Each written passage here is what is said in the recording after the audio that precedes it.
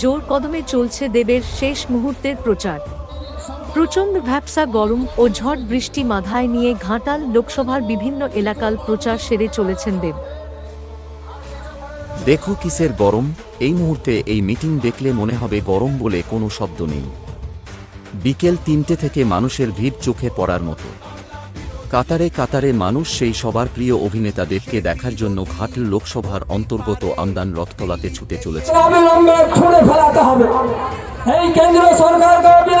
প্রচুর বিরোধী দলের লোক এসেছেন বিকেল থেকে। তাদের হাতে বড় স্ক্রিন টাচ ফোন নেই, তাতে কি হয়েছে? কিপ্যাড ফোনে তৃণমূলের ভাষণ রেকর্ডিং করছে।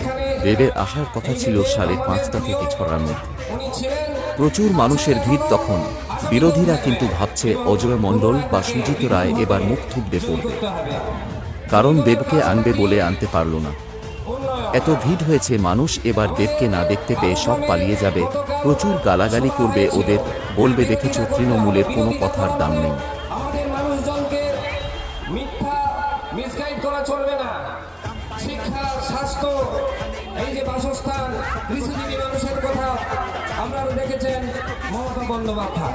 আমরা ব্রাহ্মণদের আমলে কি চিঠি না হলে আপনি কিন্তু কিছুই পাবেন না। আজকে এই যে মা বোনেদের কন্যাশ্রী, রূপশ্রী, তারপরে আছে যুবশ্রী, এই যে পথশ্রী, আমি আসছি এই কথাগুলো বলবো। প্রথম শ্রেণী পর্যন্ত আবার পাস ফেল, মানে আমরা যখন পড়াশোনা করছিলাম সেইভাবে যদি আসে সর্বনাশ হয়ে যাবে।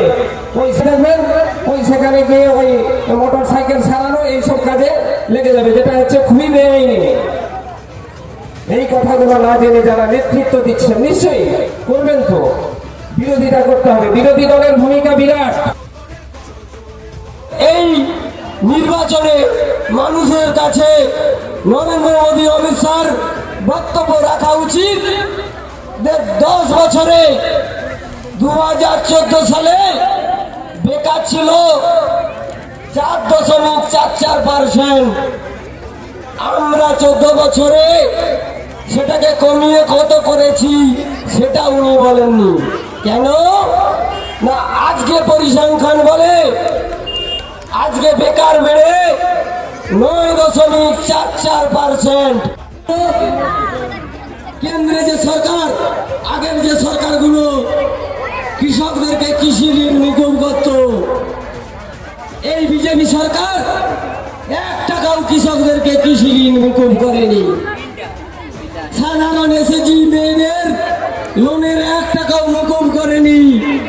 সাধারণ মানুষ যে লোন নেয় তার 1 টাকাও মুকুব করেনি। তাদের টাকা মুকুব হচ্ছে যারা বিদেশে আমাদের দেশের টাকা রাখছে। কালো টাকা উদ্ধার হবে, যে কালো টাকা আরো যাচ্ছে।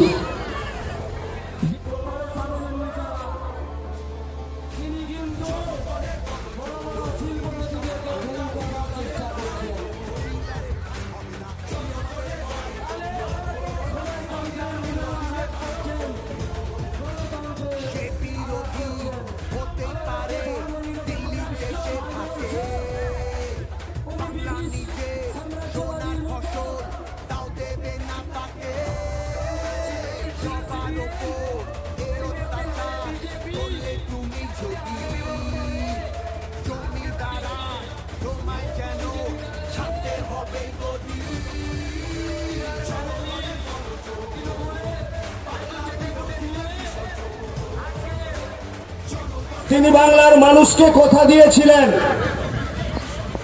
উনাকে ক্ষমতায় আনলে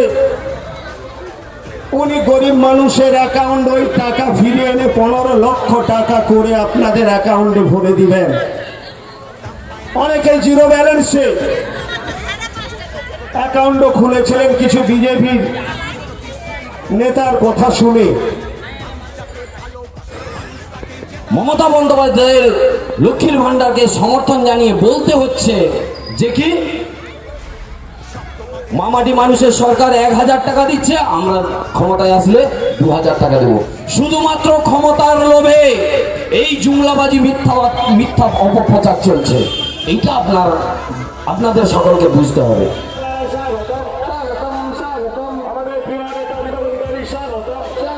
কিন্তু দেব প্রেমীরা দেবকে এতই ভালোবাসে যে দেরি করেও আসলেও রাগের কোনো কারণ নেই, আমরা ধৈর্য ধরেই বসে থাকব।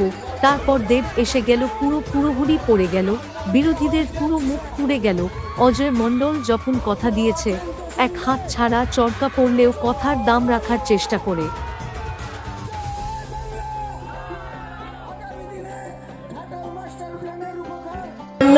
আপনাদেরকে সবাইকে ধন্যবাদ।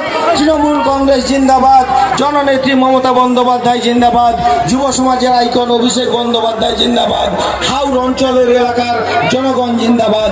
জয় হিন্দ। 1 নম্বর বোতাম টিপে দীপক অধিকারী দেবের কাছ থেকে আমরা 2-4 কথা শুনে নেব। শত্রুতা হওয়ার জন্য তো অর্জুন মনে কি বলে কামাতে হয়, কাকে আমরা শত্রু বলবো কাকে আমি বলবো, যাকে সেটা পরের কথা। 25শে মে আমাদের এখানে নির্বাচন। আমি আপনাদের গ্রামে, আপনাদের পাড়ায়, হাওড়ে আপনাদের ভোট চাইতে আসিনি। যেটা চাইতে এসেছি, যেটা সবচেয়ে বেশি ইম্পর্টেন্ট আমার মনে হয়, সবচেয়ে বেশি জরুরি যেটা আমার মনে হয়, সেটা হচ্ছে এতগুলো মানুষের আশীর্বাদ, এতগুলো মানুষের ভালোবাসা। এটা যদি পেয়ে যাই, শুধু এই নির্বাচন নয়, জীবনের যে কোনো লড়াই, যে কোনো বিপদে আপদে আমি জিতে যাব, যদি আপনারা আমার পাশে থাকেন। আপনারা পাশে থাকবেন তো? 2021-এ যখন বিধানসভা নির্বাচন হচ্ছিল, তখন আমরা যখন গ্রামে গ্রামে যাচ্ছিলাম, দিদি আমাদেরকে বলেছিল কি 2টো প্রকল্প আমরা নিয়ে আসবো জেতার পর। আমি দিদিকে বললাম, এটা কি সম্ভব, মানে এটা সত্যি হবে? হ্যাঁ দেব, হবে, কেন হবে না।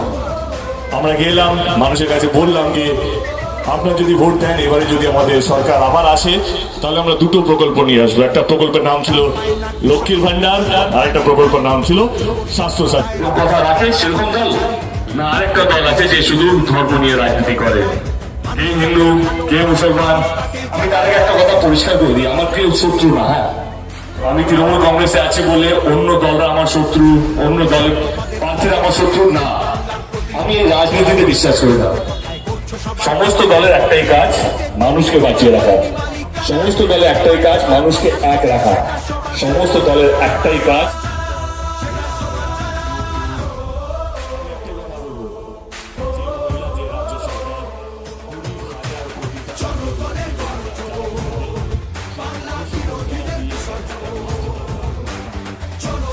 বাচ্চা মেয়েটি দেবকে এত ভালোবাসে যে দেবের ছবি এঁকে নিয়ে চলে আসলো।